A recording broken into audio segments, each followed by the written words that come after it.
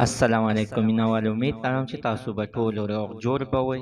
عزتمنو، په اټک جهانګیر کې یو پولیس والا عزتمنو د خپل د مرګ نه مخکې مدینه مسجد ته تللی دی. هلته کې بېقاعده سبق یې ویلی دی. بیا عزتمنو د په خپله باندې ځان یعنې ایښتی دی، ځان یې په خپله باندې وجلی دی.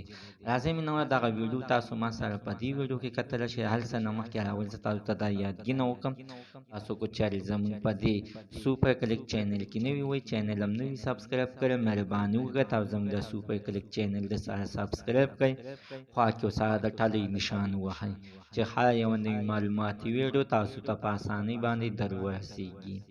عزتمنو، نن سهار دغه نتې افسوسناکه واقعه مخې ته راغلې ده چې یو پولیس والا عزتمنو په خپله باندې ځان وجلی دی. راولتلی دی مدینه مسجد ته، بېقاعده هلته کې سبق ویل دی.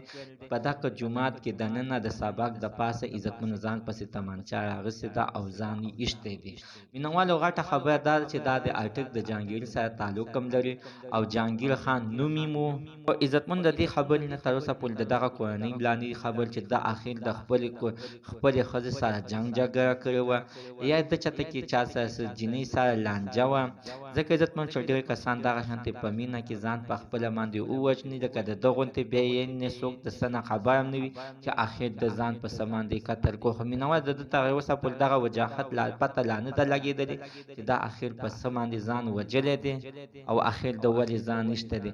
یا خو عزتمنو د چېرته کې په دغه تنخوا باندې کار نه کېدو او غټ کور عزتمنو نه شو ورته رسېدلی، ځکه عزتمنو د ځان یې نه وجلی دی. ډېر کسان عزتمنو دغه تنقید هم کوي چې د ډېر د هلکانو د جنکو یارانې کولې په هغې کې ناکامه شوی دی، په هغې د وجې نه د ځان ایښتی دی.